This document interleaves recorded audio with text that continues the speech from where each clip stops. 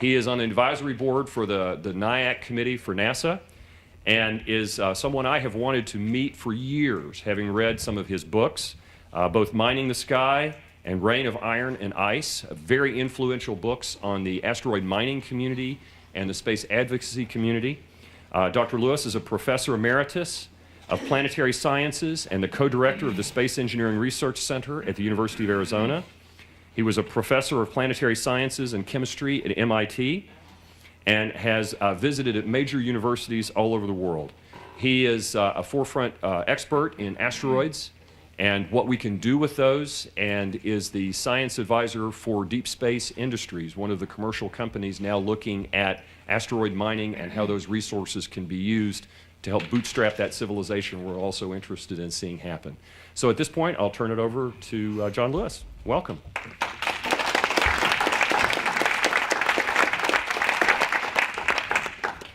This can be used to advance the slides or otherwise.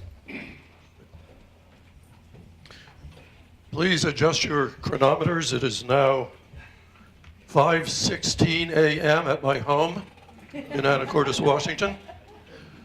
I have never spoken this early in the day before.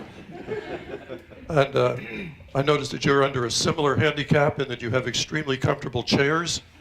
So perhaps about every 10 minutes we'll stand up and do some jumping jacks or something like that. The material in my slides is more than sufficient for the time available, so I'm going to dash through. And what we'll do is if you find that you cannot consume all the output of the fire hose as it comes to you, simply email me. It's not up there, jsl@u.arizona.edu, and I will send you I will email you a copy of my slides. All right, having said that, cutting the umbilical cord to Earth. We're going to start here where we are, here and now, and we're going to ask the question, how can we possibly afford interstellar travel? And by the end of the presentation, you will have an answer to that question, okay? All right. We are, to some degree, at the mercy of NASA, or at least we have been for many years. NASA thinks in terms of the Earth and the Moon primarily, and I want you to think outside that box, and I know all of you have thought way outside that box for many years, so have I, but let's step out one step at a time. Why space resources? Why are we going out into the solar system to use the materials there? First answer is launch costs are so high that anything that we can find in space that is useful to us, especially if it's relatively nearby and energetically accessible both from the point of view of transportation and extraction energy, could greatly change the game. It could change the game from being one in which we can scarcely afford to lift a pint of water into orbit to one in which we would be wallowing in thousands of tons of space-derived resources. When we do a deep space mission, most of the mass that we launch from the ground into orbit is propellant, which has an intrinsic cost of cents per pound. And if NASA had to pay a value-added tax, they'd be out of business, because once that stuff gets into orbit or gets into an escape trajectory, it's worth about $10,000 a pound. Stuff that's intrinsically 20 cents a pound, suddenly $10,000 a pound. There's room for improvement. Fuels made in space can dramatically reduce that problem. And the same thing is true of all materials that are needed in space in high mass and with relatively low tech fabrication. Materials that are not as demanding as, for example, building a computer on the moon from scratch. So we're going to be looking at things that are required in large masses, and we're going to be looking at where we can find the raw materials to make them. Here are the candidate spots for finding them. The moon, well, the moon is nice, it's always nearby. It also has a significant gravity well, which means that getting things off the moon to be used in other locations is moderately challenging. Lunar resources are of prime importance on the moon. They're of very secondary importance off the moon. Next, we have the near-Earth asteroids. We have large numbers of near-Earth asteroids, some of which from time to time pass actually closer than the moon. The near-Earth asteroids, when I got into this business, there were about 40 some of them known. By the time I first published on the subject, there were, 84 of them, I think. The total is now 14,000 known near-Earth asteroids. Then we have the Martian moons, Phobos and Deimos, both of which are possibly captured former near-Earth asteroids. We don't really know yet because we don't know enough about them to be sure. Then we have the asteroid belt. Well, the asteroid belt's quite a ways from here. However, the typical near-Earth asteroid, which passes by Earth at perihelion, also goes out to the asteroid belt at aphelion. So on each trip around the sun, that near-Earth asteroid gives you a means of transportation and a source of propellants and materials on the way out to the belt. How could we possibly take advantage of that coincidence? Then we have, beyond the asteroid belt, the Trojan asteroids on Jupiter's orbit, 60 degrees ahead of Jupiter and behind Jupiter on its orbit around the sun, and the Jovian satellites. Start with the little ones, they're easier to digest. We actually have near-Earth asteroids that have aphelia near the orbit of Jupiter. Why? Because they're extinct short-period comets, Jupiter family comets. Extinct comets means that most of their interior is still a comet, but the surface has been devolatilized by solar heating and has a lag deposit of black dust on it. So we see this black asteroid, thanks to Victor Borge, with an interior, a heart of ice. Maybe a meter thick layer of dust shrouding a vast wealth of volatiles. And then we have solar power. We certainly would like to be in a position to take full advantage of solar power. We'd like to, for example, build solar power satellites in geosynchronous orbit or any other orbit around Earth. Where do we get the raw materials to build those solar power satellites? Do we lift them uphill at enormous expense from the ground, or do we bring them downhill? Oh, golly, that's a tough question. And then beyond using the nearby resources of space, if you're interested in going interstellar, you want lots and lots of energy. So we should be looking for large sources of helium-3 and deuterium for fusion. And for that purpose, I go to the Uranian planets, not the Jovian planets, not Jupiter and Saturn, but to Uranus and Neptune because of their much shallower gravity wells. So here are the factors that govern our choice of where we go and what we do. First is energy accessibility. The outbound delta V from Earth orbit to the surface of that body. The most accessible bodies in nearby space are 2,500 known near-Earth asteroids and the Martian moons Phobos and Deimos. After them comes the moon. You mean it's actually easier for a given rocket booster to land a payload on Phobos than it is on our moon? Yes. Do the math. The moons of Mars are energetically more accessible than Earth's moon, especially for a round trip where you have to fight the moon's gravity both to land and to take off again. And then after that, we have another 10,000 plus known near-Earth asteroids that are not as energetically accessible as the moon. So lots of places to choose from, lots of possible starting places.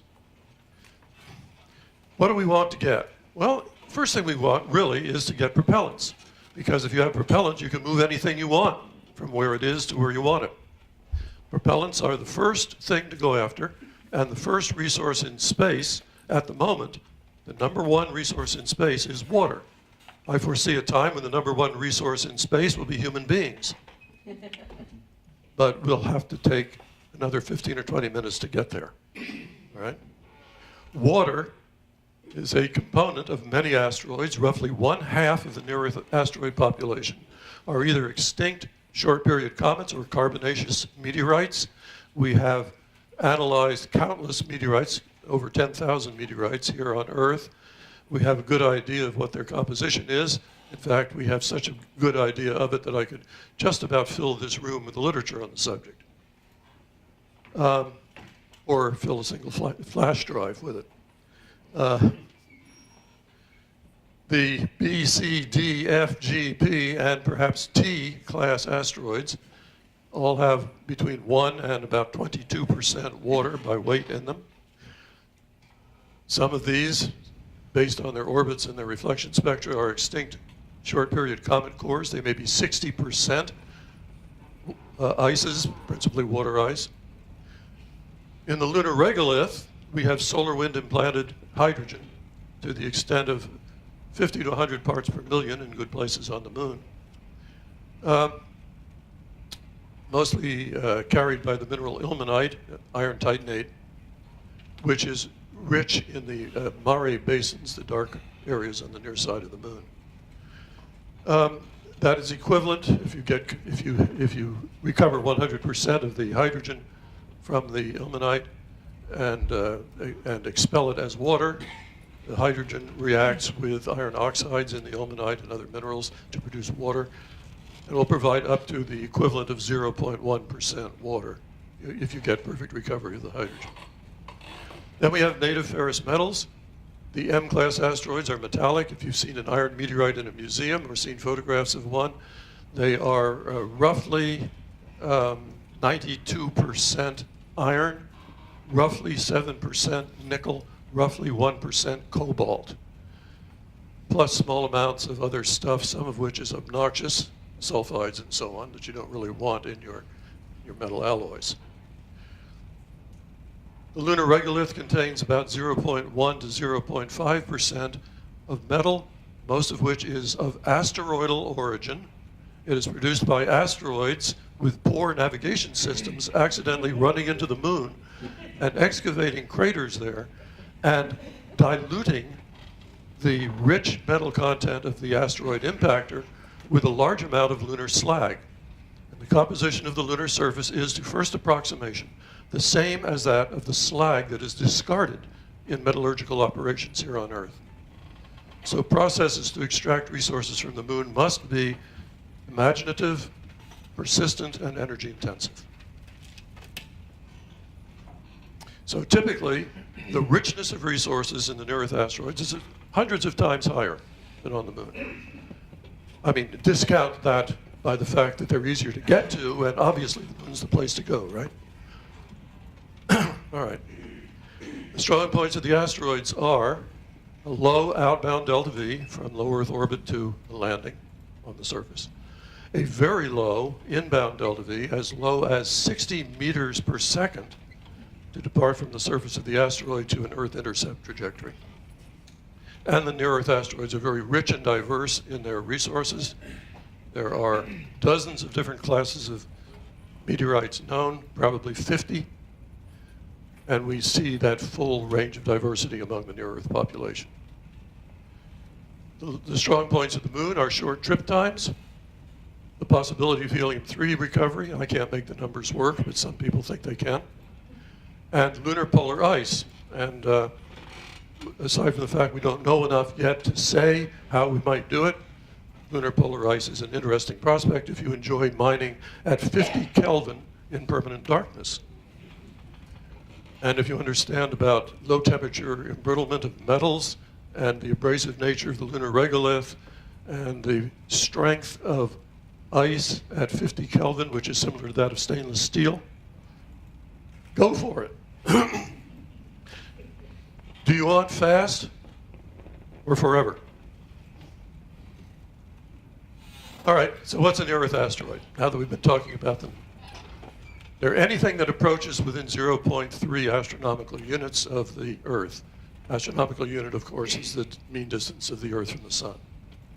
Many of them have passed inside the moon's orbit. Many have struck the Earth.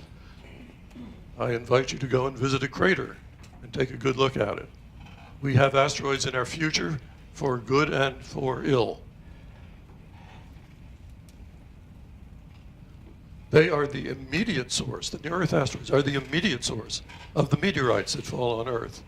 Even the pieces of Mars that we have in our meteorite collections have resided as fragments in the near-Earth swarm before colliding with Earth. We have our 10,000 analyzed meteorites so that we can understand what's there and how to process it. We have many spectral matches between specific individual near-Earth asteroids and laboratory samples of meteorites, so we have a good idea of what asteroid X is actually made out of. And we see that very wide range of spectra and compositions that I mentioned. The near-Earth asteroids, as I mentioned, do have a significant overlap with the bodies that we call comets. We have seen comets turn into near-Earth asteroids, and we have seen near-Earth asteroids turn into comets as a result of minor collisions. Okay. So there's overlap there. There's a huge amount of good stuff in the near-Earth swarm. Then we have Phobos and Deimos. They're not near-Earth asteroids, but maybe they once were. They're obviously quite dark. They have very low density, but they also have dry surfaces. And this is possibly a result of collisional processing inside the gravitational well of Mars. The gravitational potential gradient is fairly steep there, so that debris, which has been shock heated and ejected by impacts from Phobos and Deimos, will fall back onto them. It has a very high probability of being reaccreted by those moons, and having been shock heated, it'll be dehydrated. The search for near-Earth asteroids actually was motivated long before the first one was known. Back in 1660, Sir Isaac Newton pointed out the possibility of cosmic collisions with the Earth. Well, I'm sure a source of great hilarity to his contemporaries. In 1898, somewhat after Newton's death, as you can see, the first near-Earth asteroid was discovered accidentally. In 1960, the first systematic search for asteroids, near-Earth asteroids, was begun by Tom Garrels. Then, I think he was at the University of Chicago at the time, and carried on at the University of Arizona for many years. In 1985, Garrels founded the University of Arizona. I put it in red there so that you'll not confuse it with the University of Alberta, the University of Alabama, and the University of Alaska. The University of Arizona's Space Watch program was begun, a dedicated 36-inch, call it nearly a meter, telescope for searching for near-Earth asteroids. In 1995, my book, Reign of Iron and Ice, was published, and in 1997, NASA began putting significant fundings into finding near-Earth asteroids. That may be a coincidence. In fact, it probably is a coincidence. But if it isn't, I'm very happy. Here's the discovery rate. When I got aboard this business, right about here, there were very few near-Earth asteroids, very few spectra. Why waste your time worrying about things that are so rare and so unimportant, right? But then, with Space Watch in red, discoveries began. Well, I can do that too. Then, right after Space Watch had demonstrated the desirability and the feasibility of searching, as new technologies rolled in, new search programs were initiated, and you'll see them spelled out here. You'll see that LINEAR, the Lincoln Laboratories Near-Earth Asteroid Search Program, blue, was extremely successful for many years. It was succeeded in turn by the Catalina Asteroid Search Program, which is actually headquartered in my former office at the University of Arizona. Again, coincidence. And my Ristra, my big chain of dried chilies, is still in that office. So, then pan-stars. Again, another generation of technology. And how has the discovery rate increase? Well, it's now up to about 1,600 new ones per year. If I had known about this back when I only knew of a few dozen of them, I think I probably would have swooned. That was back in the Victorian era when swooning was still legal. Right? So here we have discovery rates, 1,500 new ones per year, and accelerating as new technologies come in. Here's what the orbits of the known near-Earth asteroids look like. I'm afraid this is about a year old. It's worse now. And those of you who are capable of paranoid fantasies will look at this and say, look, here's the orbit of Earth, and look how many near-Earth asteroids are right near us. They're ganging up on us. You know? It's a plot. It's a conspiracy. Well, the reason, of course, look, virtually all the known near-Earth asteroids are small. Because they're small, they can only be found if they're very close. Therefore, we find the close ones. So if we had a God's eye view of the inner solar system with all the near-Earth asteroids actually on it, it wouldn't look like that. It would be a much broader smear. But there they are, going into Venus, going into Mercury, going way inside Mercury's orbit. And, well, look at this. You know, the inner edge of the asteroid belt is right about here. Lots and lots of them go out to the asteroid belt.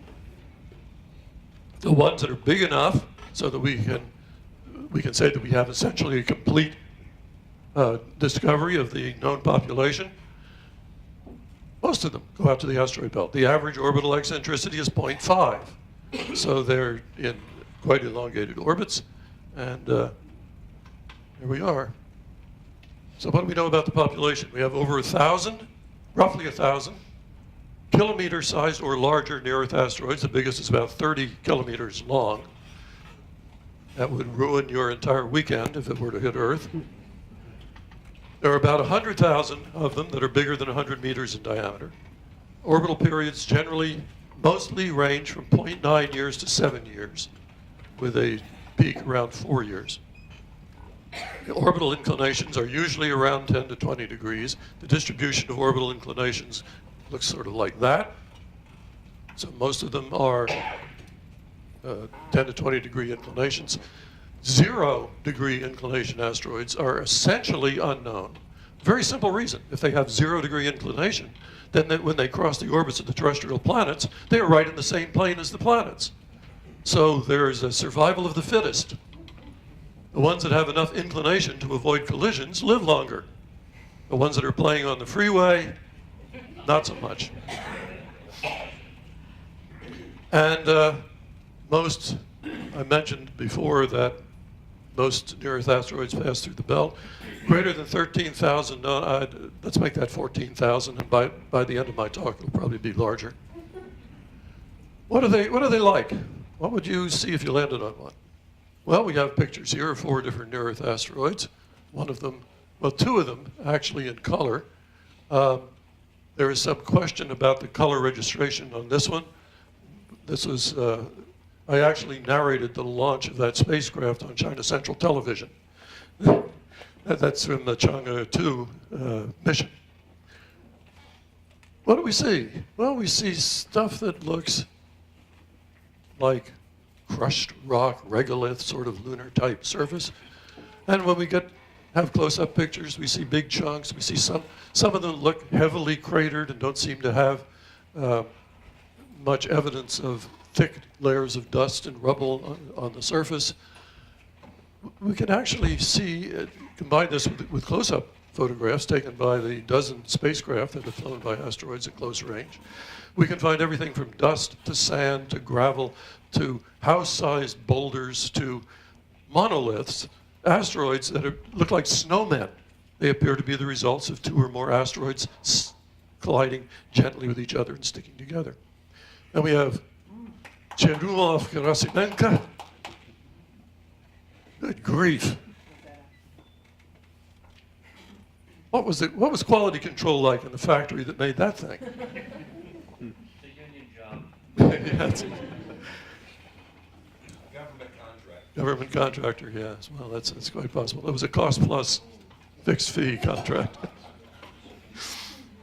Okay, so what do we need to do to use this stuff? We need to anchor to the surface of the asteroid. We need to pick up surface materials. We need to be able to convey it into our spacecraft. We need to seal it inside because we're going to be releasing gases from it. We don't want them to escape into space. We need, in many cases, especially if we're going after metals, a means of beneficiating ores, meaning to concentrate the things you really want. We need to extract the materials we need and concentrate them and transport them to Earth orbit and process them into finished products, presumably in a highly eccentric Earth orbit, which is an ideal orbit because it gives you easy access to Earth, easy access to the moon, easy access to Mars. It's a highly desirable place to be. And then you need to deliver your products, propellants or whatever, to their site of demand. And of course, Deep Space Industries has been talking to lots of people about who needs what, where, when. I'm sure our competitors are doing the same. They're all former students of mine, don't you know? So we need a harpoon or a net or a belt or a wire or a girdle of some sort to attach to the asteroid. Electromagnetic conveyance, sealing in a dusty vacuum, catching the volatiles, and then returning to Earth. And the best way to return to Earth, the most efficient way to do it, is solar thermal propulsion, using the water you extracted from the asteroid as the working fluid. So you don't have to carry any propellant with you to get the stuff back to Earth. And then you manufacture propellants in Earth orbit for the next outbound trip, wherever you're going. I don't care if you're going to the moon or to Mars or whatever. If you're going back out, then you can use propellants that we will gladly sell to you.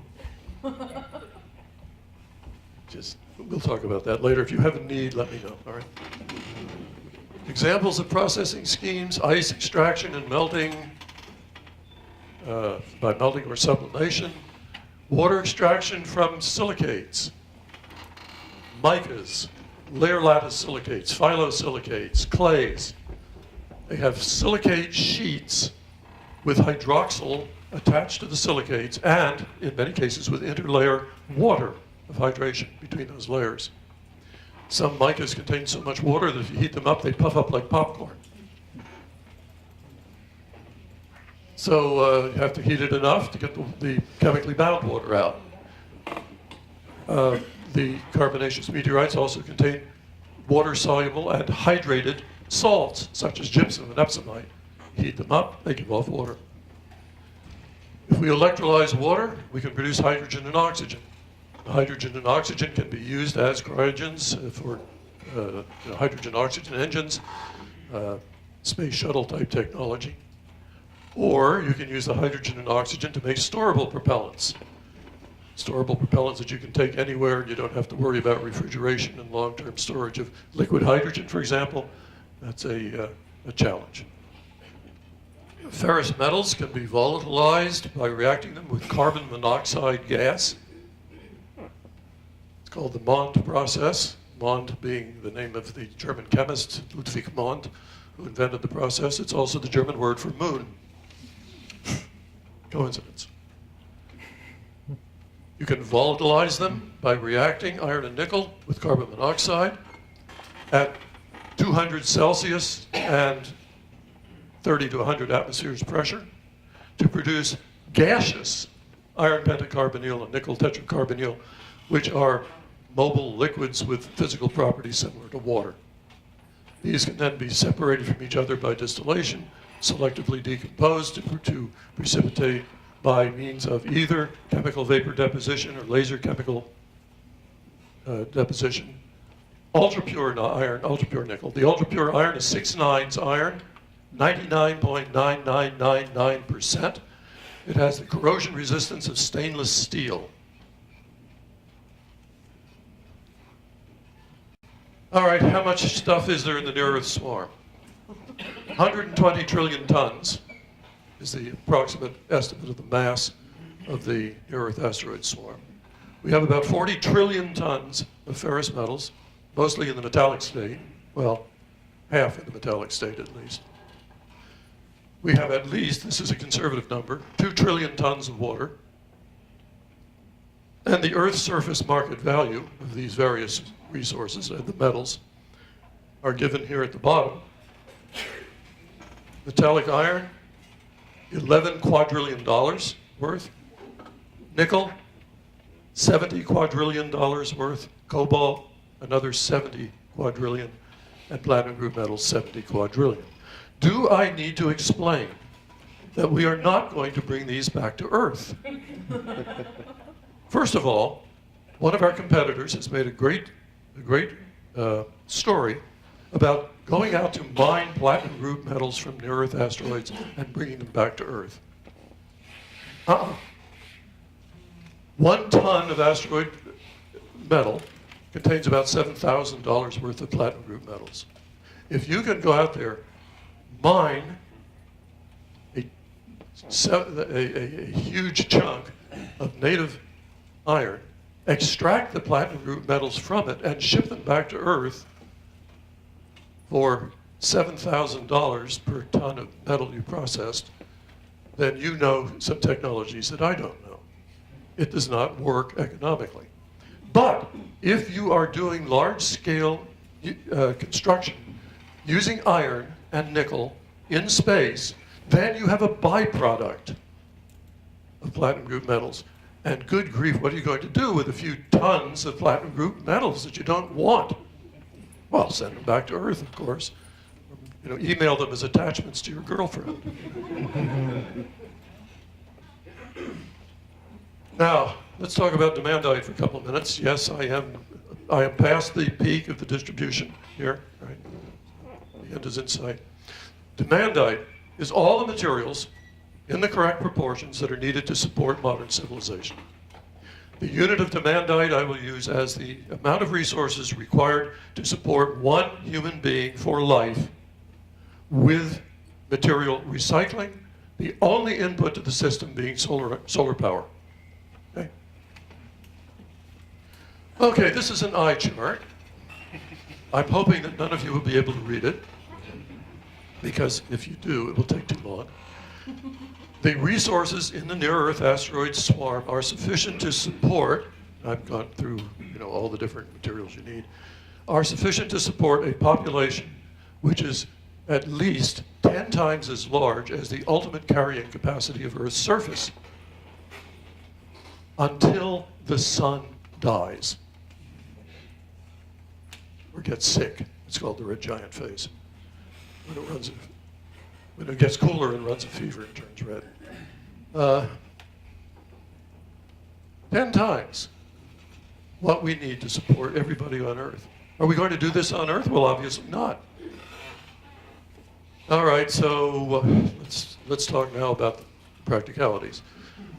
Direct use of water as a propellant can help you move this stuff around, move the metals into Earth orbit, move the propellants, use the propellants to propel outbound missions. Solar thermal propulsion I mentioned. Nuclear thermal propulsion is also on the table. It is not a favorite of the Sierra Club, but the technology exists. In fact, the technology existed in the 1950s. People are not generally aware of this, but there were experiments with nuclear thermal propulsion done in Nevada back in the late 1950s. Electrolyze the water to hydrogen and oxygen. You can use the hydrogen for solar thermal propulsion with extremely high specific impulse. You use a refractory material such as rhenium or thorium oxide to manufacture a thrust chamber. You use a solar collector to focus sunlight onto the thrust chamber, and you trickle water or hydrogen into that chamber, and it comes roaring out at up to 3,000 Kelvin. Tremendous performance. Or you can do cryogens, right? We've been concentrating, for the sake of filling in a gap in our understanding, on the manufacture of storable propellants in deep space industries. The general scheme is to extract hydrogen, carbon, and oxygen from near-Earth asteroids as water and CO2. The ideal source among meteorites is the carbonaceous asteroids, the C-type asteroids. The C-type asteroids, carbonaceous chondrites, CI chondrites, type 1, contain hydrogen, carbon, nitrogen, oxygen, and sulfur to the extent of up to 40% of the total mass of the meteorite. 40%. If you're lucky enough to land on an extinct comet core, you blow away the carbonaceous dust because it's only 40% volatiles, and then you have the underlying stuff, which is about 80% volatiles, 60-some% ices, and the rest water bound in the silicate component, the mineral component. So we've had a lot of experience with this, and you'll be hearing about it in the near future. We've just completed a NIAC Phase 1 grant looking at the feasibility of manufacturing storable propellants, high-test hydrogen peroxide as the oxidizer, and methanol or dimethyl ether as the fuel. We are finishing the proposal for Phase 2 NIAC right now to fill in some of the technical gaps in the processing scheme, and we're doing that at the University of Arizona. That's why I've been in Tucson a lot in the last few months. And we'll be, I hope, working on that for the next 2 years. What about structural metals? Well, iron. Why not iron? We know how to make 6-9 iron. It's so corrosion resistant, you could have a wet, oxygen-rich atmosphere inside it, and it would not corrode.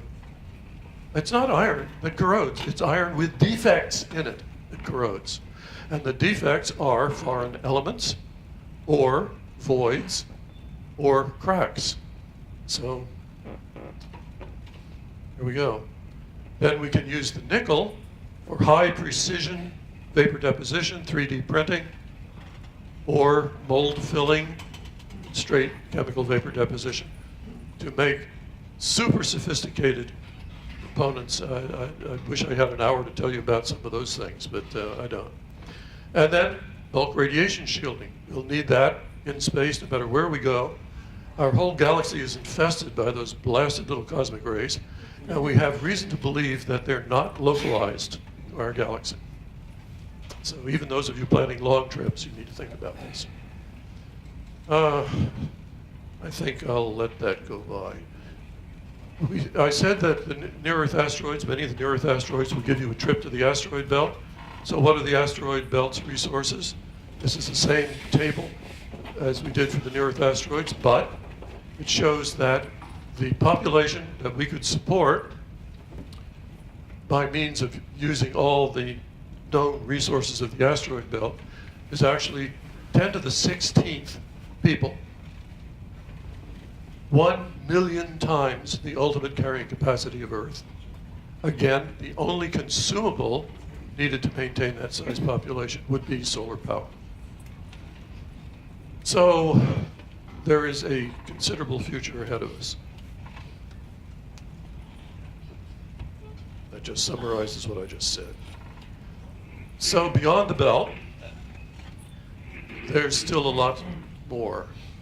At the point where the asteroid belt is highly utilized, which I would estimate as about 2600 AD, we would have 10 quadrillion people, pretty good tax base. How could we afford to go interstellar? And here's the answer that I promised you. Just have the kids hold a bake sale. Okay? You need 10 to the 15th, 10 to the 16th dollars? No problem. You'll probably have enough money left over from their, maybe they might do a Kickstarter, you know. You might have enough money left over to terraform Mars and Venus in the bargain. But that's just small potatoes compared to the population you already have. What do you go after first when you've got the asteroid belt populated and you have speed limits because of the children who are out there buzzing around from asteroid to asteroid? You know, you can picture the signs now. Well, where do you go for propellants next? You go to Uranus, and you go after helium-3 and deuterium. I developed a scenario for doing that back in the previous millennium, back in the mid-1990s. Helium-3 and deuterium for large amounts of power. So what do the wise people say to us? H.G. Wells says, there's no way back into the past. The choice is the universe or nothing. And William Jennings Bryan, who has not run for president recently, but did many times, destiny is not a matter of chance. It is a matter of choice. It is not a thing to be waited for. It is a thing to be achieved. What could 10 quadrillion people achieve? What would we do with 1 million Einsteins? This is the point in a talk where people normally say the end. And I'm not done. I'm just pointing out that this, the point of liberation from Earth, is a first step. The point of liberation from the solar system is a second step. This is the beginning of human civilization. Kip Thorne. I think that it's clear that it is attainable to colonize the solar system. I will not argue with him. Getting beyond the solar system is going to be exceedingly difficult. We're going to either require a lot of brute force over a period of several centuries. Hey, I just gave you 5 centuries. Or else a brilliant idea that none of us has grasped yet. I know what it is, but I'm not at liberty to tell you. The first thing is the solar system. But we have not been moving at anything like the pace that we could or we should. More wisdom? Longest journey begins with single asteroid. Clone shoot. And let me say that if we don't do it, somebody will. The end.